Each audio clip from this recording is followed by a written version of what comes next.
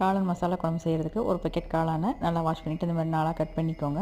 அரைக்கிறதுக்கு 1 ஸ்பூன் அளவுக்கு ஜீரகம், 1/2 ஸ்பூன் மிளகு, 2 ஸ்பூன் கொத்தமல்லி, 4 வரமிளகாய், 4-5 பல் பூண்டு, ஒரு துண்டு இஞ்சி, ஒரு மீடியம் சைஸ் தக்காளி, ஒரு 10 பல் சின்ன வெங்காயம். இது எல்லாத்தையும் முதல்ல நல்லா பேஸ்ட்டாக அரைச்சி எடுத்துக்கோங்க. அடுத்து ஒரு 5-6 பல் தேங்காய் போட்டு அதையும் நல்லா பேஸ்ட்டாக அரைச்சிருங்க.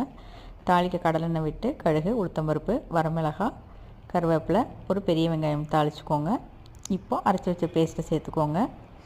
இது பச்சை வாசனை போகிற அளவுக்கு இந்த மாதிரி நல்லா கொதித்து வரட்டும். ஒரு 2 நிமிஷம் சும்மா குக்கரை மூடி போட்டு வைங்க. விசில்லாம் வைக்க வேண்டாம், இந்த மாதிரி மேலால் மூடி போட்டு வைங்க. அந்த பச்சை வாசனை போயிடுச்சு. இப்போது கட் பண்ணி வச்சுருக்க காளானை சேர்த்துக்கோங்க. தேவையான அளவுக்கு கல் உப்பு சேர்த்துக்கோங்க. கலந்து விட்டுட்டு விசில் வைங்க. ஒரு 3 விசில் வந்துச்சுன்னா சூப்பராக குழம்பு ரெடி ஆயிடுச்சு. அவ்வளோதான், ரெடி.